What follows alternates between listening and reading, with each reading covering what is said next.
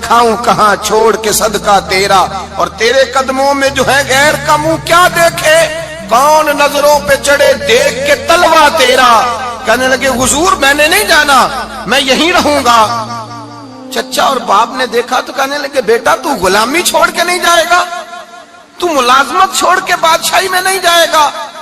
تو آپ کے والد کو آپ فرمانے لگے ابا جی ذرا 2 گھڑیاں یہاں رہ کے تو دیکھیں، یہاں 2 گھڑیاں رہ کے تو دیکھیں۔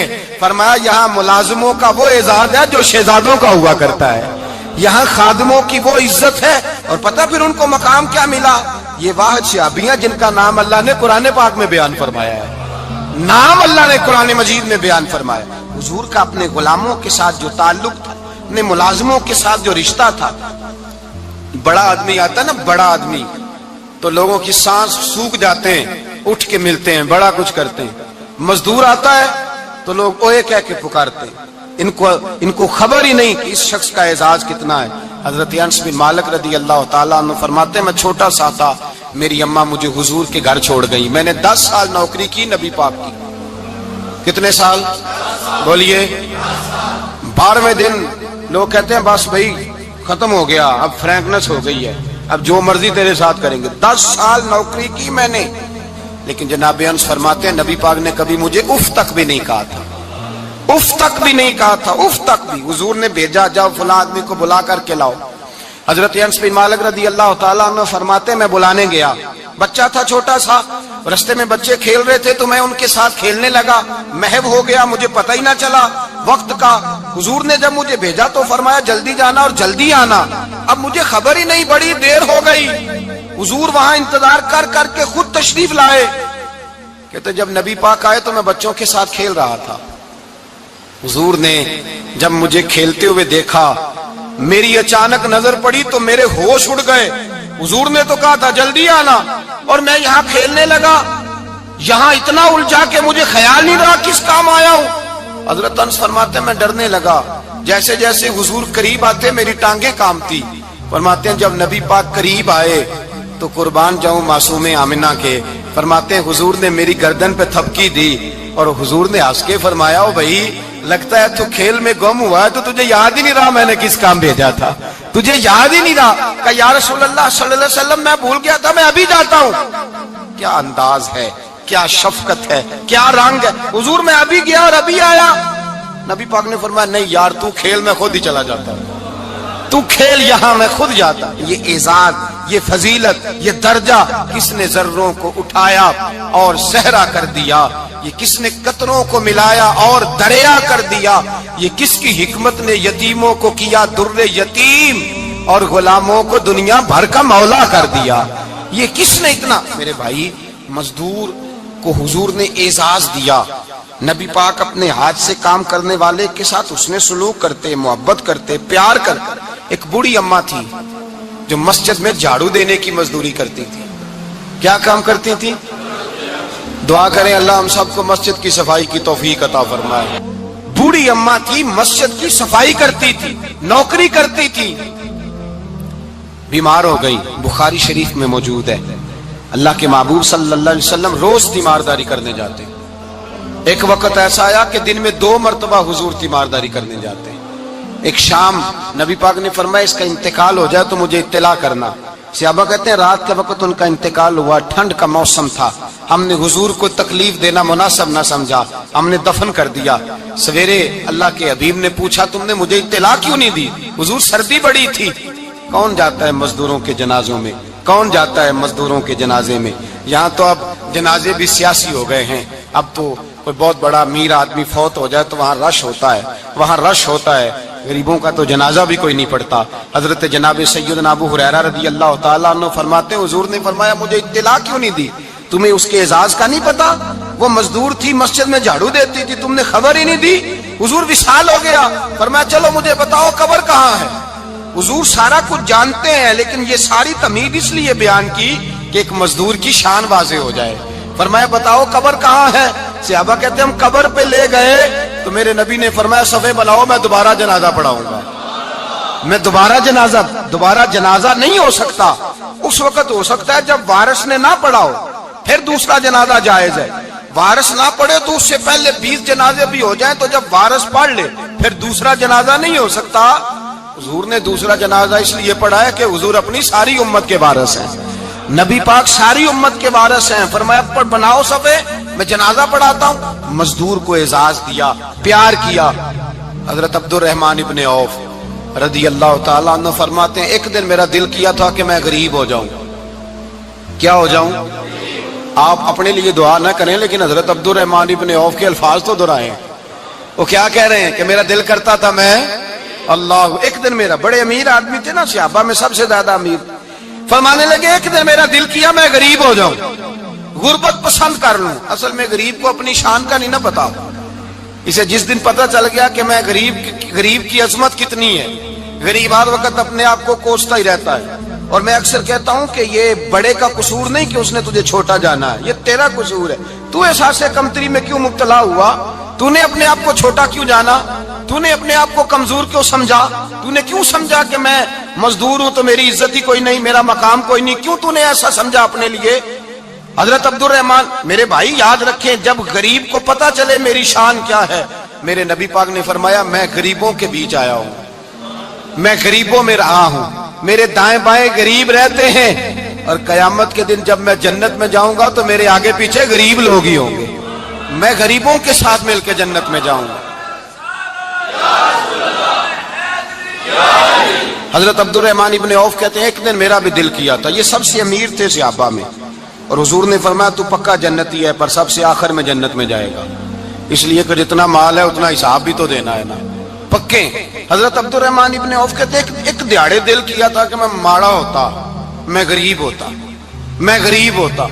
یہ دل کیا میرا. کہا کس طرح؟ فرمانے لگے ایک مزدور صحابی تھے حضرت سعد انصاری نام تھا, وہ حضور سے ملنے آئے. جب انہوں نے ہاتھ ملایا نا نبی پاک سے تو حضور نے ان کا ہاتھ تھام لیا. غریبوں کمال کر دی میرے مصطفیٰ کریم نے. نبی پاک نے ہاتھ تھاما, حضور نے ہاتھ, آپ کو اس بات کی لذت نہیں آئی شاید, نبی پاک نے ہاتھ تھاما مزدور کا. مزدور کہتا میں نے چھڑانا چاہا تو حضور نے پکڑ لیا دبا کے, اور جب تھام لیا تو میں ٹھہر گیا, میں اپنی قسمت پہ ناز کرنے لگا.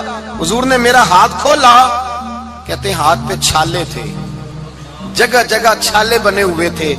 تو نبی کریم صلی اللہ تعالی علیہ وآلہ وسلم نے ہاتھ کھول کے فرمایا سعد یہ کیا ہوا؟ عرض کی حضور غریب ہوں, بوڑھے ماں باپ ہیں, چھوٹے چھوٹے بچے ہیں, بہن بھائیوں کے حقوق ہیں, بیوی کے منہ میں حلال کا لقمہ دینا ہوتا ہے. یا رسول اللہ پھاوڑا لے کے, کئی لے کے, کدال لے کے, بیلچا لے کے مزدوری کرتا ہوں, میدان میں نکلتا ہوں, صبح سے گیا تھا اب آیا ہوں, ہاتھوں میں نشان پڑ گئے ہیں. حضرت عبد الرحمن ابن عوف فرماتے ہیں جس کے قدم چومنے کو دنیا ترسے, اس رسول نے سر مبارک جھکایا اور غریب کے ہاتھ کو چوم لیا. نبی پاک نے بوسہ دیا اور پھر فرمایا کیا؟ فرمایا یہ وہ ہاتھ ہیں جن سے خدا بھی پیار کرتا ہے, محمد مصطفیٰ بھی محبت فرماتے ہیں. نبی رحمت علیہ السلام نے فرمایا یہ تیرا وہ ہاتھ ہے جس سے اللہ بھی پیار کرتا ہے اور اللہ کا. تو مزدور کو پھر ناز کرنا چاہیے کہ پریشان رہنا چاہیے؟ بولے نا, مزدور کو ناز کرنا چاہیے نا, اس کو اپنا ہاتھ کھول کھول کے دیکھنا چاہیے اور اسے کہنا چاہیے اللہ نے مجھے وہ ہاتھ عطا فرمایا جس سے رب بھی پیار کرتا ہے, مصطفیٰ بھی پیار کرتے ہیں. اسے تو اعزاز سمجھنا چاہیے, فضیلت جاننی چاہیے, اسے تو ناز کرنا چاہیے. اللہ تبارک و تعالیٰ نے مجھے یہ اعزاز دیا ہے. کسان جو کھیتوں میں مزدوری کر رہا ہے, وہ مزدور جو کسی فیکٹری میں گیا ہے, رزق حلال کی تلاش میں نکلا ہے, اسے تو میرے بھائی ناز کرنا چاہیے, اسے تو خوش ہونا چاہیے کہ اللہ نے مجھے یہ فضیلت دی. ترستے ہوئے غریب, جان بوجھ کے اپنے آپ کو پریشان رکھتے ہوئے لوگ اگر جان جائیں کہ فضیلت کیا ہے, عظمت کیا ہے, اور پھر غلام کے ساتھ سلوک کیا کرنا ہے. ایک یہودی کا بیٹا نبی پاک کی خدمت کرتا تھا اکثر. یہودی کا بچہ, وہ بیمار ہو گیا, روز آتا تھا, چھوٹے موٹے کام کرتا تھا, بیمار ہو گیا. حضور نے فرمایا چلو تیمارداری کرنے چلتے ہیں. کس کی؟ جی غلام کی, نوکر کی. یہاں صاحب کہتے ہیں 5000 روپیہ لے جاؤ, وہ بڑے احسان کے ساتھ 5000 روپیہ لے جاؤ اور دے آنا, اور اسے کہنا سردی پوچھ رہے تھے تیرا کیا حال ہے, تو بات ختم ہو گئی. حضور بنفس نفیس گئے اور غریب کا گھر تھا. وہ یہودی باہر نکلا جس کا بیٹا بیمار تھا, تو تو کہتا جب دروازے پہ میں نے مسلمانوں کے نبی کو کھڑے دیکھا تو میرے پیروں تلے زمین ہی نکل گئی. میں نے کہا حضور مجھ غریب کی کٹیا میں کیسے آئے؟ پر میں تجھے پتا ہے نا تیرا بچہ میری نوکری کرتا تھا یا کبھی مار ہو گیا میں تیمارداری کرنے آیا. وہ یہودی کہتا مجھے خیال یقین ہی نہ آئے کہ میرے گھر میں حضور تو امیر حرم میں غریب بے نوا تو کجا من کجا میرے گھر میں حضور آئے. کہتے کہاں ہے ہمارا پیارا؟ حضور وہ لیٹا ہوا ہے. صحابہ کہتے ہیں نبی پاک سرانے گئے تو اس کا آخری وقت تھا, تھوڑا سا ٹائم تھا. میرے مصطفیٰ نے فرمایا تو میری نوکری کرتا تھا, آج میں تیری تیمارداری کرنے آیا ہوں. غلاموں سنو, جو رسول اللہ کی نوکری کرے آخری وقت آئے تو اللہ کے رسول پہنچ جایا کرتے ہیں, حضور پہنچ جایا کرتے ہیں. نجم کی ہے خدا آرزو ہے یہی, عاشق زار کی آبرو ہے یہی, موت کے وقت سر ان کے قدموں میں ہو, دید ہوتی رہے دم نکلتا رہے. حضور پہنچ جاتے ہیں. نبی پاک تشریف لائے, بیٹھے سرانے. حضور نے جب اپنا برف سے ٹھنڈا اور کستوری سے زیادہ خوشبو والا ہاتھ اس کے بالوں میں پھیرا, آنکھیں کھولی, حضور نے فرمایا چل کلمہ پڑھ جا, چل میرا کلمہ پڑھ جا. ساری دنیا در رسول پہ آ کے کلمہ پڑھے اور حضور اسے کلمہ پڑھانے گھر تشریف لے گئے. یہ ایک مزدور کو, ایک محنت کرنے والے کو اعزاز دیا. گھر گئے, کلمہ پڑھ لے. اس نے اپنے والد کی طرف دیکھا اور والدہ کی طرف دیکھا, ماں باپ یہودی ہیں, رونے لگے. کہنے لگے بیٹا یہ ہم سے زیادہ بڑھ کر تیرے حق میں خیر خواہ ہے, جیسے کہتے ہیں کر لے. اس نے کلمہ پڑھا اور حضور کی گود میں لوٹ پوٹ ہونے لگا. کلمہ پڑھا, روح پرواز کر گئی. شارحین کہتے ہیں جب نبی پاک وہاں سے نکلے تو حضور نے فرمایا اٹھاؤ اس کی میت کو. ماں باپ کہنے لگے کہاں لے جانا ہے؟ فرمایا ہم اپنے طریقے کے مطابق غسل کفن کریں گے, اس لیے کہ جو کلمہ پڑھ جائے پھر وہ میرا ہو جایا کرتا ہے, میرا ہو جایا کرتا ہے. بھائی یاد رکھیں, مزدور کو حضرت ربیعہ بن کعب فرماتے ہیں میں حضور کو وضو کراتا تھا, رات کا وضو میری ذمہ داری تھی, صرف ایک وضو رات کا. ہمارے ہاں تو 25 سال مزدور مزدوری کر کے چلا جاتا ہے, پر وہ مزدور ہی رہتا ہے, وہ مزدور ہے, اس کا کوئی اعزاز نہیں, کوئی اس کے لیے وہ کہتے ہیں اب بابا جی آپ کو کھانسی زیادہ آتی ہے, اپنے بیٹے کو لگا دیں, کسی اور کی ڈیوٹی لگا دیں, اب آپ کام نہیں کر سکتے. 25 سال نوکری کی, ملا کیا؟ حضرت ربیعہ کہتے ہیں میں وضو کراتا تھا رات کا. میرے نبی پاک نے فرمایا شادی کیوں نہیں کرتا؟ تو میں نے کہا یا رسول اللہ نہ میرے پاس حسن ہے, نہ پیسے ہیں, نہ کوئی کاروبار ہے, مجھے کون رشتہ دے گا؟ میرا روپ بھی نہیں تے میرا رنگ بھی نہیں, میں نے یار مناؤن دا ٹانگ بھی نہیں, کون مجھے رشتہ دے گا؟ کہتے ہیں حضور خاموش ہو گئے. دوسرا دن آیا تو میں وضو کرانے پہنچا تو نبی پاک نے فرمایا شادی کیوں نہیں کرتا؟ کہتے ہیں میں نے کہا حضور کون رشتہ دے گا؟ وہی 3 باتیں دہرائیں, نہ پیسے ہیں, نہ حسن ہے, نہ کوئی کاروبار ہے, نہ مکان ہے. فرمایا حضور نے تیسرے دن پھر کہا.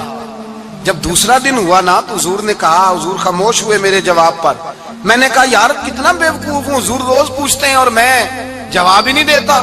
کہتے ہیں تیسرے دن میں نے ارادہ کیا آج نبی پاک پوچھیں گے تو میں کہوں گا حضور جیسے دل کرتا ویسے ہی کرا دیں. کہتے ہیں تیسرے دن میں گیا, سارا وضو کرا لیا, پر نبی پاک نے پوچھا ہی نہیں.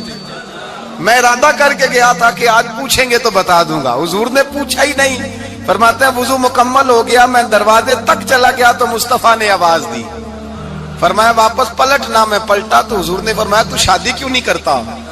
کہتے ہیں میں کھل کے مسکرایا. میں نے کہا محبوب تیرے کرم پہ قربان جاؤں, کیا انداز محبت ہے, حضور مہربانی کریں کرا دیں. فرمایا فلاں سردار کے پاس جا, ایک وضو کراتے ہیں, اور اعزاز حضور نے کتنا دیا, جا سردار کے پاس اور اسے جا کے کہہ کہ اللہ کے رسول فرماتے اپنی بیٹی کا نکاح تیرے ساتھ کر دے. فرماتے میں گیا, ماں باپ کو بڑی فکر ہوتی ہے بیٹیوں کی. وہ کہنے لگا میں شام کو خود نبی پاک کی بارگاہ میں آؤں گا. کہتے میں باہر نکلنے لگا تو وہ بچی پردے کی اوٹ سے بولی, کہنے لگی غلام ٹھہر جا, ابا جی آپ کو میری فکر ہے, اماں جی میری فکر ہے, میری فکر نہ کریں اور یہ نہ دیکھیں آیا کون ہے, یہ دیکھیں بھیجا کس نے ہے. آپ مجھے حوالے کریں نبی پاک کے, حضور کے حوالے کریں, اللہ رسول مجھے کبھی ضائع نہیں کریں گے. حضرت ربیعہ کہتے ہیں حضور نے میری شادی کا بندوبست کیا. حضرت بریدہ اسلمی سے کہا کہ تو اس کے لیے کھجور کی گٹھلی کے برابر سونا لا. حضرت حارثہ بن نعمان سے کہا تو اس کے لیے ایک کمرے کا حجرے کا بندوبست کر. حضرت عثمان غنی سے کہا تو نے ولیمہ کرانا اس کا؟ فرمایا میں تو تھوڑی نوکری کرتا تھا، مصطفیٰ نے ساری زندگی کا ہی بندوبست فرما دیا۔ یہ مزدور کے ساتھ حضور کا انداز ہے۔ پہلے میں نے شروع میں کہا کہ مزدور اس بات کو سمجھتا ہی نہیں کہ اس کا مقام کتنا، وہ اس بات کو جانتا ہی نہیں اللہ نے اسے اعزاز کتنا دیا ہے۔ ملت کا جوان سب سے پہلے تو کبھی کسی کی جیب کی طرف نہ دیکھے، اور یہ بات یاد رکھ لیں، درجنوں بزرگوں کے ارشادات کی روشنی میں ایک موٹی بات بیان کر رہا ہوں، توجہ ہے میری بات پر؟ جس کی توجہ دوسروں کی جیب پہ ہوتی ہے وہ رسوا ہو جاتا ہے۔ کاہل لوگ جو زندگی میں صرف ہاتھ پھیلانے کے عادی ہوتے ہیں، ان کے دامن میں سوائے رسوائی کے کچھ نہیں آتا، ان کے حصے میں سوائے بدنامی کے کچھ نہیں آتا، اور جو اپنی بازو کی قوت کے زور پر، اقبال کہتے ہیں اپنی دنیا آپ پیدا کر اگر زندوں میں ہے، سر آدم ہے ضمیر کن فکاں ہے زندگی، اپنے لیے خود جینا سیکھیں، ملت کے لیے کچھ کرنا سیکھیں۔ معاشرے کے اندر اس سے ادھار پکڑ کے اس کو دے دیا تو اس سے پکڑ کے اس کو دے دیا، 2 دن اس کے پاس چلے گئے لینے تو 4 دن اس کے پاس چلے گئے، کبھی کو دوست باہر سے آ گیا تو اس کے پیچھے بھاگنے لگے، چاپلوسی کرنے لگے، 2-4 جوڑوں کی خاطر، ایک موبائل کی خاطر چھوڑیں اس دھندے سے باہر آئیں۔ میں نے کہا ایک پیشہ برا ہے، ایک پیشہ، اور وہ ہے ہاتھ پھیلانا، باقی کوئی پیشہ برا نہیں۔ 18 گھنٹے مزدوری کرو، نکلو باہر، نکلو میدان میں آؤ، جدوجہد کرو، مزدوری کرو جب تیرا ہاتھ مزدوری تک جائے، اور یاد رکھو رزق حلال کھانا ہے اور رزق حلال ہی کھلانا ہے، یہ وقار ہے، رزق حلال مومن کا وقار ہے۔ جو لوگ لقمہ حرام کھاتے ہیں وہ اپنا وجود کھو بیٹھتے ہیں، روحانی طاقتیں کھو بیٹھتے ہیں۔ میرے اعلیٰ حضرت رحمت اللہ علیہ فرماتے ہیں جس کا نماز میں دل نہ لگے، جس کا مسجد جانے کو دل نہ کرے، جس کا عبادت پہ توجہ نہ ہو، جس کا دین کی طرف رغبت نہ ہو، اسے غور کرنا چاہیے کہ اس کا کہیں رزق میں لقمہ حرام تو شامل نہیں ہو گیا۔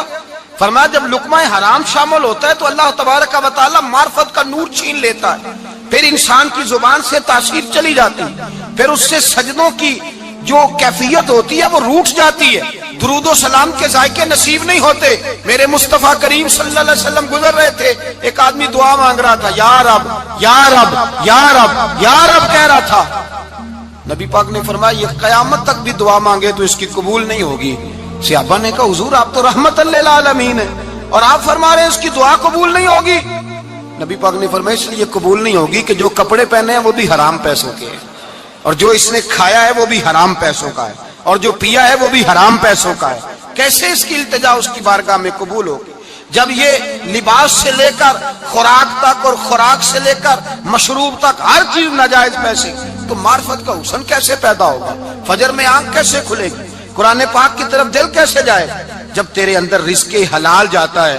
حضرت بایزید بستامی فرماتے ہیں تو محنت کر کے حلال کی روٹی کھا، وہ تیرے وجود کے اندر جا کے نور بن جائے گی، اور ایسا نور بنے گی کہ وہ روٹی تجھے صبح خود جگا کے بیدار کرا کے اللہ کی بارگاہ میں جھکا دے گی۔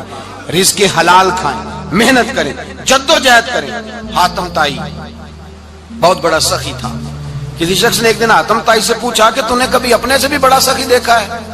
کہنے لگا ہاں میں نے اپنے شہر کا ایک بابا دیکھا تو مجھ سے بھی زیادہ سخی ہے، مجھ سے بھی زیادہ سخی، مجھ سے بھی زیادہ تھا، تجھ سے زیادہ؟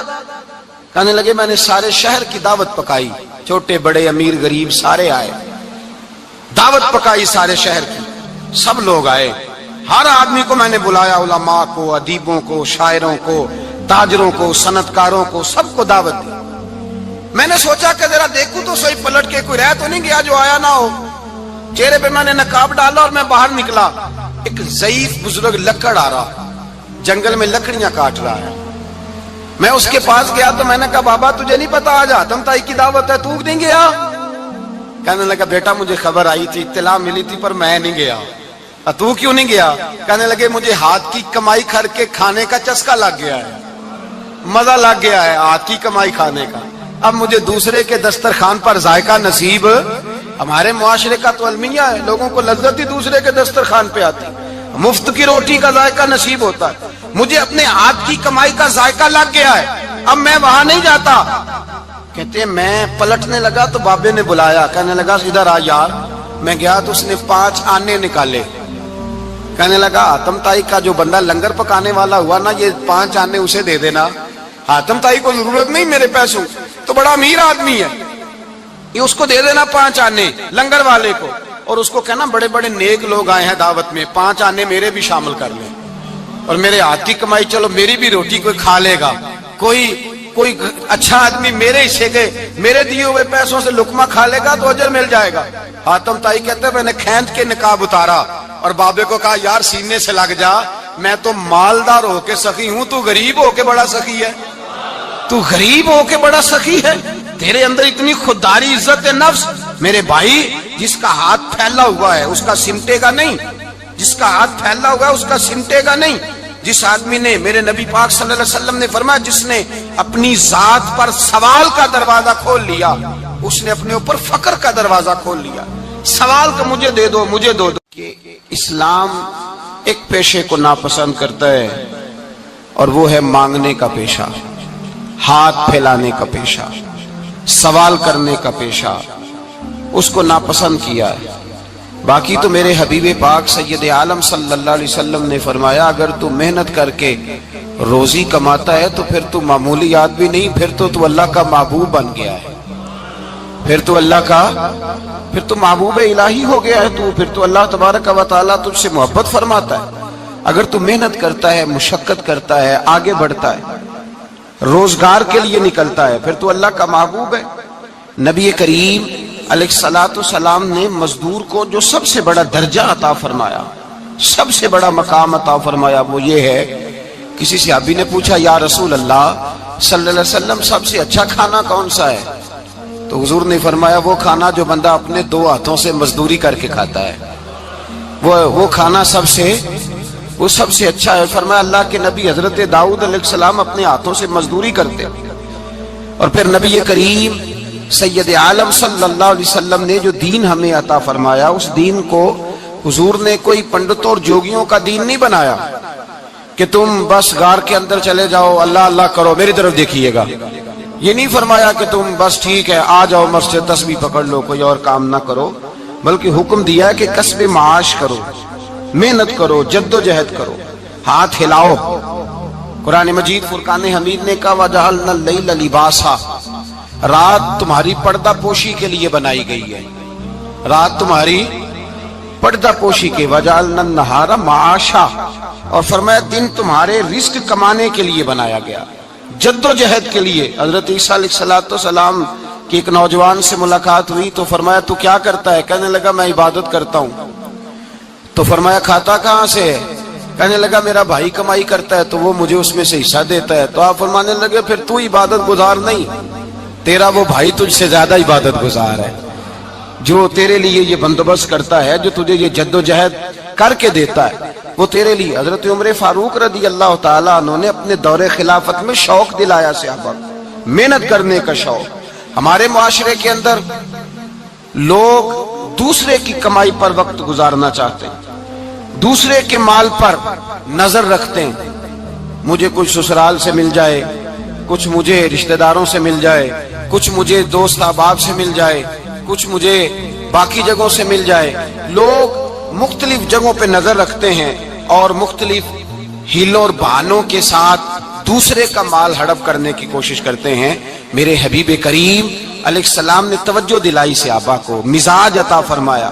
نبی پاک صلی اللہ تعالی علیہ وآلہ وسلم نے ارشاد فرمایا، حضرت عمر کی بات کر رہا تھا پہلے اس کو مکمل کروں، جناب عمر فاروق رضی اللہ تعالیٰ عنہ نے شوق دلایا صحابہ کو۔ تو ایک دن آپ گزر رہے تھے تو ایک صحابی وہ درخت لگا رہے تھے، اپنے ہاتھ سے درخت لگا رہے تھے۔ تو حضرت عمر فاروق رضی اللہ تعالیٰ عنہ نے دیکھا تو دیکھ کر فرمانے لگے تجھے مبارک ہو، تجھے فرمایا اللہ تبارک و تعالیٰ تیری عزت بھی بڑھا دے گا اور تیری محتاجی بھی دور فرما دے گا، اس لیے کہ تو محنت کر رہا ہے، تو جد و جہد کر رہا ہے، تو اپنے ہاتھ سے کوشش کر رہا ہے، اللہ تبارک و تعالیٰ تیرا رزق بھی بڑھا دے گا اور اللہ تیری عزت میں بھی اضافہ کرے گا۔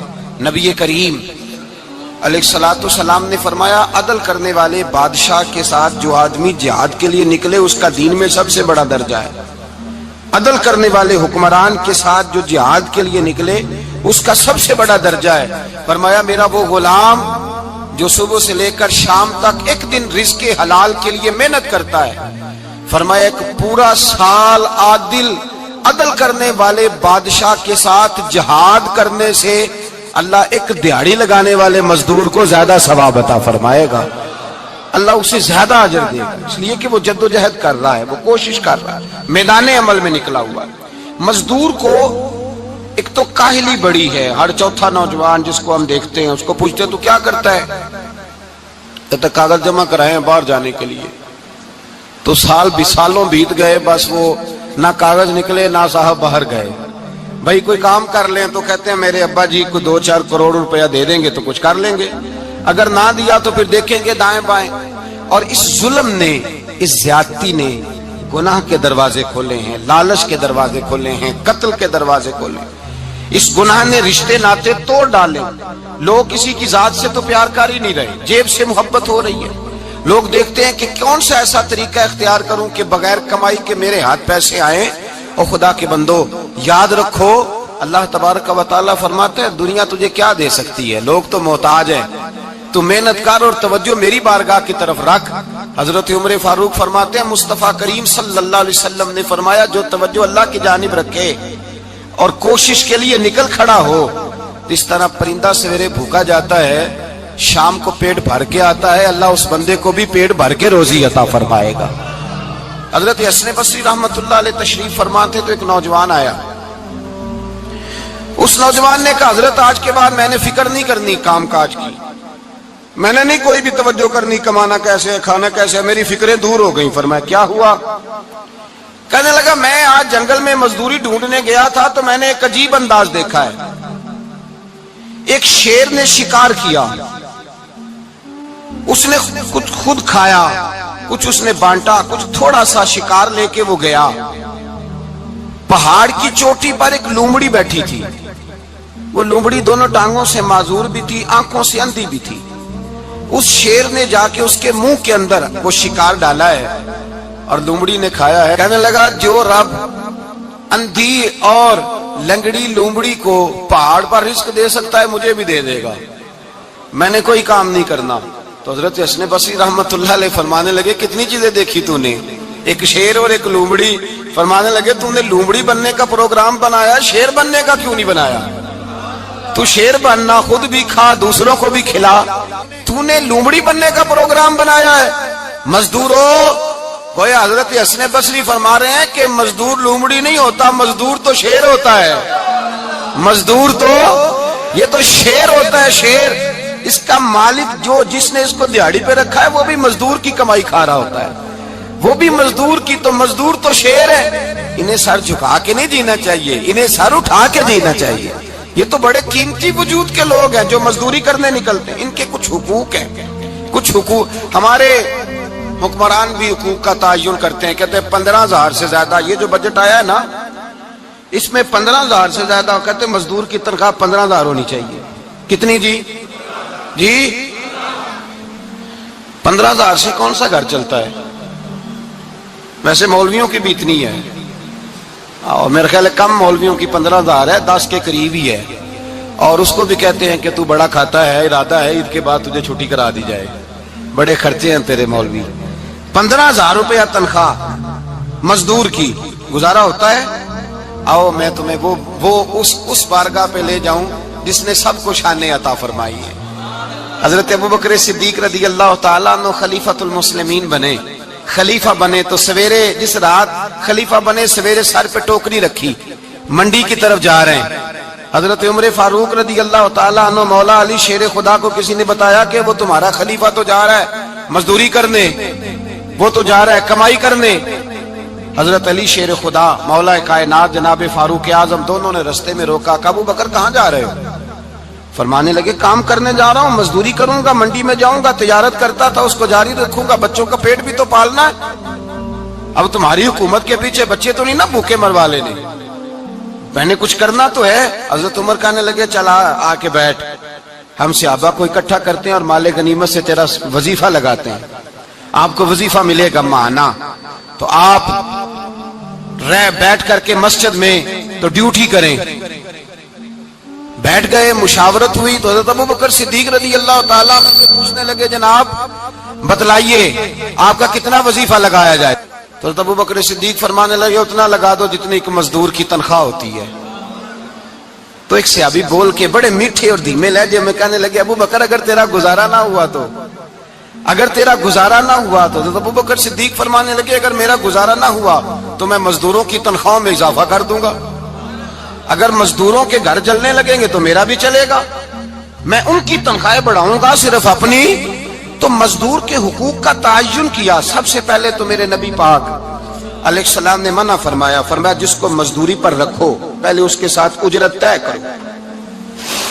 حضور صلی اللہ علیہ وسلم نے فرمایا جب تک اجرت واضح نہ ہو جاؤ کسی کو کام پر، جب تک اجرت واضح نہ ہو جائے، مکمل نہ ہو جائے کہ کیا دینا ہے، طے کریں. کیا لوگے جو جناب دے دیں گے لے لوں گا، شریعت اس کو پسند نہیں کرتی، محبوب نہیں رکھتی. پہلے اس کے ساتھ پہلا حق مزدور کو یہ دیا کہ اس کی اجرت پہلے، بولیے اجرت پہلے اجرت طے ہوگی، یہ پہلا حق ہے. اور مزدور کا دوسرا حق کیا بیان کیا میرے نبی پاک نے؟ فرمایا جب، اور یہ ایسی اعلیٰ بات ہے کہ جتنے حقوق لکھنے والے ہیں نا، جتنے بین الاقوامی سطح پر انسانی حقوق کا چارٹر بنانے والے ہیں، وہ کہتے ہیں کہ یہ ایسا نقطہ حضور نے بیان کر دیا ہے کہ اس سے آگے کو بڑھ ہی نہیں سکتا.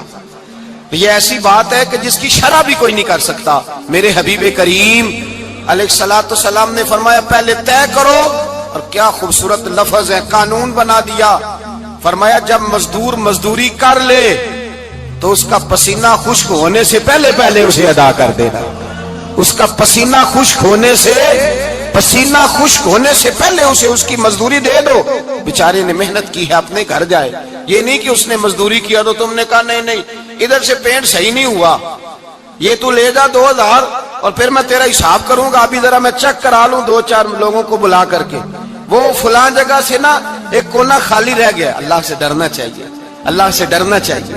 اگر اللہ تبارک و تعالی نے 2-1 آدمیوں کو ملازم آپ کا بنا دیا ہے تو پھر خیال ہونا چاہیے. ایک صحابی اپنے خادم غلام کو مار رہے تھے تو میرے نبی پاک تشریف لائے.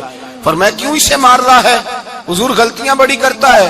تو نبی پاک نے فرمایا جتنا تجھے اس پر اختیار ہے نا اس سے کہیں بڑھ کر میرے رب کو تیرے اوپر بڑا اختیار ہے. کہا حضور یہ بڑی غلطی کرتا ہے، میں آخر کتنا معاف کروں؟ تو حضور نے فرمایا اتنا معاف کر جتنا میرا رب تجھے معاف فرماتا ہے. پتہ ہے تیری صبح سے لے کر شام تک کتنی کوتاہیاں ہیں. درگزر کا حکم دیا. پہلا حق یہ دیا مزدوری طے کرو. دوسرا حق یہ دیا پسینہ خشک ہونے سے پہلے ادا کرو. تیسرا حق یہ دیا کہ اس سے درگزر کرو، غلطی ہو جائے تو درگزر کرو.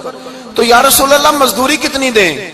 میرے نبی پاک بخاری مسلم حضور سید عالم صلی اللہ علیہ وسلم نے فرمایا مزدور کا حق بیان کیا نبی پاک نے، اور ایک بات ارشاد فرمائی تو اس کے اندر کئی پہلو، ایک حدیث میں کئی پہلو بیان فرمائے.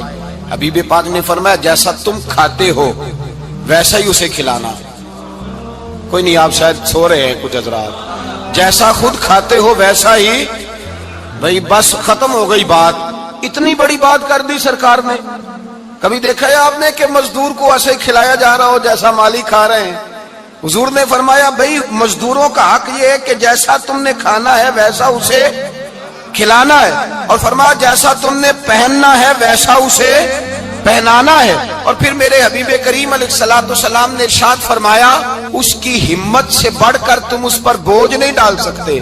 جتنا کام وہ کر نہیں سکتا اتنا تم اسے دے نہیں سکتے. اور فرمایا اگر اتنا کام دینا ہے جو اس کی ہمت سے زیادہ ہے تو میں اس کے مالک کو کہتا ہوں وہ بھی اٹھ کے مزدور کے ساتھ کام پہ لگ جائے، اٹھے اس کے ساتھ کام میں شریک ہو جائے. مزدوری کا بھی تعین فرمایا، اور پھر اس کو کام کس مقدار کا دینا ہے، مزدور کو کس قدر زیادہ اس پر بوجھ ڈالا جائے گا، یہ بھی مصطفیٰ کریم نے بیان فرمایا. فرمایا جو لا یکلف اللہ نفسا الا وسعها، اللہ بھی تم پر وہ بوجھ نہیں ڈالتا جو تم اٹھا نہیں سکتے. تو کسی مزدور کو تم ایسا کام نہیں بتاؤ گے. حضرت عثمان غنی رضی اللہ تعالیٰ عنہ ایک دن حضرت عمر فاروق سے کہنے لگے عمر بس کر دے یار، تیرے بعد بھی تو لوگوں نے خلیفہ بننا ہے، کیسے کو تیرے رستے پہ چلے گا؟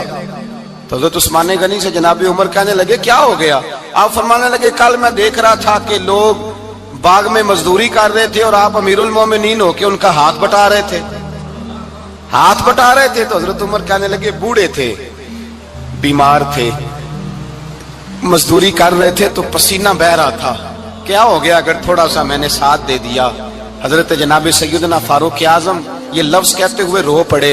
आप फरमाने लगे, मैं किसी बादशाह का शहजादा नहीं, मैं भी उसी बाप का बेटा हूं जो ऊंट चरा के गुजारा किया करता था। मैंने आगे बढ़ के लोग हैसियत भूल जाते हैं, अपनी हैसियत भूल जाते हैं। अल्लाह तबारक व तआला जब कुछ अता करता है, उनका रवैया अपने मातहतों के साथ इतना सख्त और जाबिराना आमिराना हो जाता है, इस कदर ज्यादा उनके लबो लहजे में कड़वाहट आ जाती है, इस कदर ज्यादा उनकी तबीयतों के अंदर सख्ती और गुरूर भर जाता है कि वो एहसास ही नहीं करते कि जो सामने बैठा है वो बड़ा एक दुखी इंसान है और वो तकलीफ में है, वो आजमाइश में अपने आप को मुब्तला समझ रहा है। हजरत अबू ज़र गिफारी रदी अल्लाह ताला अन्हु फरमाते हैं, मैं अपने मातहतों के हक में बड़ा सख्त था, सख्त थी मेरी तबीयत, मेरे गुलामों की जुर्रत ही नहीं थी कि वो मेरे सामने गुफ्तगू कर सकें और ठहर भी सकें। फरमाते हैं, जिस दिन मैं कलमा पढ़ ए ना गल्ला ठीकी लबदाए ऐब किसे दा करना अपना आप संभाल मोहम्मद जो करना सो परना अपना आप संभाल मोहम्मद जो करना सो परना बस करनिया जिस दिन मैं हुजूर की बारगाह में तो मैंने कहा हुजूर कोई खास नसीहत, तो नबी पाक ने फरमाया मेरी नसीहत तेरे लिए ये है कि जैसा तूने खाना है वैसा ही गुलाम को खिलाना है, जैसा तूने पहनना है वैसा ही गुलाम को पहनाना है। हजरत अबू ज़र कहते हैं, जो मेरे अंदर कमी थी वही मेरे नबी ने नसीहत कर दी, जो मेरे अंदर कोताही थी वही गैब जानने वाले रसूल ने बतला दी। फरमाते मैं घर गया, जब मैं जाता था तो मुलाजमों का सांस खुश्क हो जाता था, वो कांपने हाँपने लगते थे कि जाने अब ये क्या करेगा। हजरत अबू ज़र गिफारी फरमाते मैं गया, एक शख्स से मैंने कहा खाना पकाओ, खाना पकाया, दस्तरखान पे लगाया और अपने सारे मुलाजमों को कहा आओ यार मेरे साथ बैठ के रोटी खाओ, आओ सारे मेरे साथ बैठ के खाना खाओ। फरमाते उन्होंने खाना खाया, फिर मैं उनको बाजार ले गया, जैसे कपड़े मैं पहनता था वैसे मैंने उनके लिए भी खरीदे। फरमाते हैं मेरे गुलाम कहने लगे आका खैर तो है ना, खैरियत तो है ना, क्या हुआ, मिजाज मुबारक तो ठीक है, क्या क्या हो गया। और ये जो हम फिजा को इतना खूबसूरत देख रहे हैं और ये जो हम इतनी प्यारी रिमझिम बरसती देख रहे हैं, ये जारी रहेगी या एक दिन की है। तो हज़रत अबू ज़र गिफारी रो पड़े, कहने लगे अब तुम्हें अबू ज़र गिफारी बदला हुआ मिलेगा, इसलिए कि अब मैं वो नहीं रहा, अब मैं रसूलुल्लाह का कलमा पढ़ के गुलाम मुस्तफा बन गया हूँ, अब मैं बदल गया हूँ, मेरी तबीयत बदल गई। गुलामों के हक में हजरत मौला अली शेर खुदा गुलाम को लेकर के गए दुकान पर, हजरत मौला अली गुलाम को लेकर गए कपड़े की दुकान पर, 2 जोड़े खरीदे, एक कम कीमत का एक ज्यादा कीमत का, एक कम कीमत का एक ज्यादा कीमत का, 2 जोड़े खरीदे। जब वापस लौटे तो गुलाम से कहने लगे तू अपना ले ले। गुलाम को पता था कि उस जमाने में होता क्या था, उसने कम कीमत का जोड़ा उठाया। हजरत अली फरमाने लगे अजीब आदमी है, ये तो तेरा नहीं ये तो मेरा है। उसने कहा हुजूर किस तरह से। आप फरमाने लगे तेरे लिए कीमती जोड़ा इसलिए खरीदा है कि तू जवान है और मैंने अपने लिए इसलिए छोटा खरीदा है कि मैं तो अब बूढ़ा हो गया हूँ, मुझे तो आदत नहीं। कहने लगा हुजूर बूढ़े और जवान का मतलब नहीं, आप अली हैं। मन कुन्तु मौला वहाज़ा अलीयुल अली मौला, अली मौला, आप चूंकि मौला अली हैं और आप अमीरुल मोमिनीन हैं, लिहाजा आपने तख्त पर बैठना है, आपने सल्तनत को चलाना है, आप पहनिए। तो हजरत अली फरमाने लगे तू मेरा गुलाम बना है ना, तूने अभी मेरे नबी का दीदार नहीं ना किया, तू बाद में आया है ना, अगर तू उस दौर में होता तो जान जाता कि ये अमल मेरा है, पर इसके पीछे जो नसीहत के फूल है वो मुस्तफा के अता फरमाए हुए। तो भाई याद रखें, नबी करीम सैयद आलम सल्लल्लाहु ताला अलैहि वसल्लम ने तायुन फरमाया मजदूर के हुकूक का, तायुन किया। हजरत हकीम बिन हिजाम कहते हैं मैं हुजूर की बारगाह में बैठा था तो नबी पाक सल्लल्लाहु अलैहि वसल्लम से मैंने कहा या रसूल अल्लाह आपको कौन सा आदमी पसंद है, कौन सा मेहनत करने वाला पसंद है। तो हुजूर ने फरमाया जिसके दोनों हाथ काम करें, दोनों पैर चलें और उसकी पेशानी पर पसीना आए, वो बंदा मुझे बड़ा अच्छा लगता है। जिसकी پسینہ آئے. آج لوگ مزدوری نہیں کرتے, دائیں بائیں دیکھتے ہیں. لوگ اپنے اندر وہ توانائی, وہ غیرت, وہ خودداری پیدا نہیں کرتے. بھائی گردن کو جھکا دیتا ہے خیرات کا پتھر, جہاں میں مانگنے والوں کے سر کبھی اونچے نہیں ہوتے. اور ایک بار کہنے لگے غیرت ہے بڑی چیز جہاں نے تگ و دو میں, پہناتی ہے یہ فقر کو تاج سردارا. اپنے اندر یہ توانائی پیدا کرنی چاہیے, یہ کوشش کرنی چاہیے. میرے نبی کریم صلی اللہ علیہ وسلم نے فرمایا تمہارے بعض گناہ ایسے ہیں جو صرف تم مزدوری کرنے جاؤ گے تو اللہ تمہاری مزدوری کی وجہ سے ہی تمہارے گناہ معاف فرما دے گا. اللہ تمہاری محنت اور کوشش کے سبب سے تمہاری ان غلطیوں سے درگزر فرمائے گا. حبیب کریم سید عالم صلی اللہ علیہ وسلم نے فرمایا مزدور جب قیامت کے دن آئے گا, بھئی عالم تو آیا, صوفی تو آیا, درویش تو آیا, صحابہ تو آئے, ان کا آنا تو شفاعت کے لیے شمار کیا گیا. میرے مصطفیٰ نے فرمایا جب مزدور آئے گا, مزدور کی سب سے بڑی غلطی یہ ہے کہ مزدور اپنے آپ کو نیچ سمجھتا ہے. مزدور کی سب سے بڑی غلطی یہ ہے کہ یہ اپنے آپ کو چھوٹا سمجھتا ہے. اس کی زیادتی یہ ہے کہ یہ اپنی سوچ کو بڑا نہیں کرتا. یہ سمجھتا ہے نہیں کہ بھئی میں تو دو ہاتھوں کی محنت کی کمائی کھاتا ہوں, یہ آرزو کرم اور میں آپ سے کروں, یہ بھیک اس کو دیجئے جس کا خدا نہ ہو. مزدور کی زیادتی یہ ہے کہ یہ اپنے آپ کو چھوٹا جانتا ہے. میرے مصطفیٰ نے فرمایا جب مزدور محنت کرنے والا قیامت کے دن آئے گا تو اس کا چہرہ اس طرح چمکے گا جس طرح 14ویں کا چاند چمکا کرتا ہے. اس قدر اس کا چہرہ چمکے گا جب آئے گا وہ صبح قیامت. میرے بھائیوں مزدور ایک عظیم شخصیت کا نام ہے. محنت کرنا, اپنے دونوں ہاتھوں سے مشقت کرنا, جدوجہد کرنا. مجھے کئی سارے لوگ, میں جب ملک کے مختلف گوشوں میں جاتا ہوں تو کئی سارے لوگ کہتے ہیں آپ کے ابا جی کا مزار کدھر ہے, آپ کس مزار کے سجادہ نشین ہیں؟ تو میں ان سے کہتا ہوں میں سجادہ نشین نہیں, میں تو کسان کا بیٹا ہوں. اور میں اس شخص کا بیٹا ہوں جو رات کو 2 بجے اٹھ کے بھی گھر سے نکلتے تھے 2 نفل پڑھ کے. تو ہم پوچھتے تھے کہ اماں جی ابا جی کہاں گئے, تو کہتے تھے چند کھیتوں کو پانی لگانا تھا اور رات کو رخصت ہو گئے. فخر کی بات ہے, یہ اعزاز کی بات ہے, یہ اعزاز کی بات ہے. ہم نے ساری زندگی ان کے ہاتھ پہ چھالے دیکھے لیکن بات لفظ زبان پر یہی دیکھی کہ بیٹا عزت والا وہی ہوتا ہے جو اپنے ہاتھوں سے محنت کر کے روزی کھایا کرتا ہے. بھائی یاد رکھیں یہ اعزاز کی بات ہے. اعزاز, مزدور کا بیٹا فخر کرے, کسان کا بیٹا ناز کرے. وہ جو آدمی سویرے جاتا ہے ویلڈنگ کا پلانٹ لے کے کام کرنے, اس کا بیٹا ناز کرے. وہ جس کا باپ پھاوڑا چلاتا ہے, چھینی چلاتا ہے, تھوڑا چلاتا ہے, وہ ناز کرے. اور مزار صرف ان لوگوں کے نہیں ہوتے جو اللہ اللہ کرتے ہیں, ہو کرتے ہیں, وہ تو قابل اعزاز ہے اللہ کے بندے, ان کے بھی مزار ہوتے ہیں. مزار وہ بھی ہوتا ہے جس کو میرے مصطفیٰ نے فرمایا القاسب حبیب اللہ, جو محنت کرتا تھا ہاتھوں سے جدوجہد کرتا تھا, وہ بھی تو اللہ کا دوست ہے نا, اس کا بھی تو مزار ہے نا, اس کی بھی تو قبر پر انوار ہے جو اللہ کا محبوب ہو کے گیا. تو بھائی اپنا اعزاز جانے سمجھے اس بات کو. میرے مصطفیٰ کریم صلی اللہ علیہ وسلم مزدور کو عزت دیتے, وقار دیتے, اور جو حضور کے گھر میں خادم ہوتے ان کی ناز برداری کرتے. ہمارے گھر میں جو بی بی برتن دھوتی ہے وہ ہمارے ساتھ بیٹھ کے روٹی نہیں کھا سکتی, اس کو یہ اجازت نہیں ہوتی. ہمارا جو مزدور ہوتا ہے نا, ایک صاحب کہنے لگے یہ بچہ میرے پاس کام کرتا ہے, اس کے ابا جی بھی کرتے تھے. تو میں نے کہا اس کا مطلب یہ ہے کہ تم نے آگے نہیں بڑھنے دیا, تم نے کہا مزدور ہی رہنا ساری زندگی, یہی رہنا میرے پاس, آگے نہ بڑھنا.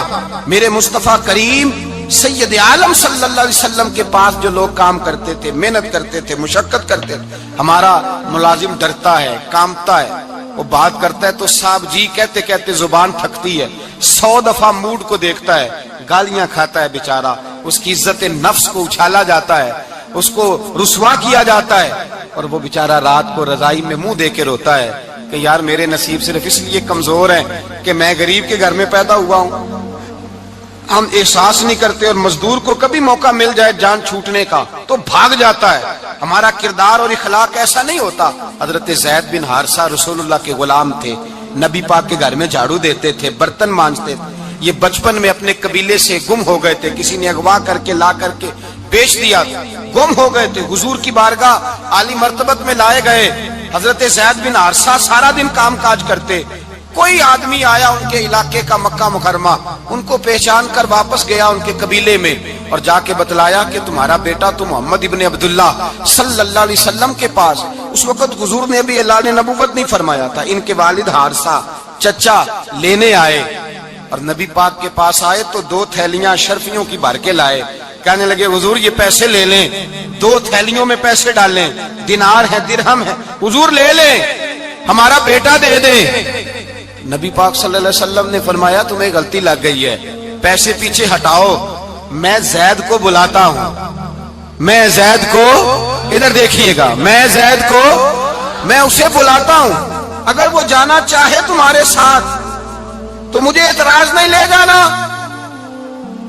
چچا اور باپ کہنے لگے آپ عجیب بات کرتے ہیں, وہ غلامی چھوڑ کے نہیں جائے گا, آپ عجیب بات کرتے ہیں, وہ مزدوری چھوڑ کے بادشاہی اختیار نہیں کرے گا, ہم کھاتے پیتے لوگ ہیں, اس کی ماں ترس گئی ہے, اس کو ملنے کو بہنیں روتی ہیں, وہ جائے گا نہیں. میرے حبیب نے فرمایا تم نے ابھی یہ ذائقہ چکھا نہیں, تمہیں اس کا پتہ نہیں, تو میں بلاتا ہوں, اگر جانا چاہے تو پیسوں کی ضرورت نہیں, لے جانا. حضرت زید کو پیغام دیا, آئے, حضور نے فرمایا وہ تمہارے والد کھڑے ہیں, وہ چچا ہیں, لینے آئے ہیں. جناب زید گئے, باپ کے گلے سے لگے, بچھڑے ہوئے باپ بیٹا ایک دوسرے کو مل کے کھل کے روئے. کہا بیٹا تیری ماں کی آنکھیں پتھر ہو گئیں تیرا رستہ دیکھ کے, تیری بہنیں ترستی ہیں تیرے چہرے کے دیدار کو, بیٹا وہ گلیاں بھی روتی ہیں جن میں تو کھیلا کرتا تھا, پر اب فکر کی بات کوئی نہیں, اب کوئی پریشانی نہیں, میں پیسے لایا ہوں تجھے لے جاؤں گا. نبی پاک صلی اللہ علیہ وسلم نے دیکھا نا, جب باپ بیٹے کی گفتگو ہو گئی, آنسو بہ گئے, بوجھ ہلکے ہو گئے, تو میرے کریم نے فرمایا زید اگر تم چچا کے ساتھ والد کے ساتھ جانا چاہو تو میری طرف سے اجازت ہے, تم جا سکتے ہو. یہ لفظ کہے تو جناب زید دوڑ کے حضور کے قدموں میں آ کے بیٹھ گئے, حضور کے قدموں میں بیٹھ گئے, اور گویا فاضل بریلوی علیہ رحمہ نقشہ بیان کرتے ہیں, کہنے لگے تیرے قدموں میں رہوں, غیر کی ٹھوکر پہ نہ ڈال, میں جھڑکی. دنیا تے جو کم نہ آیا, دنیا تے جو کم نہ آیا, اوکھے سوکھے ویلے اس بے فیض سنگی کولوں ہسا بہتر یار اکیلے.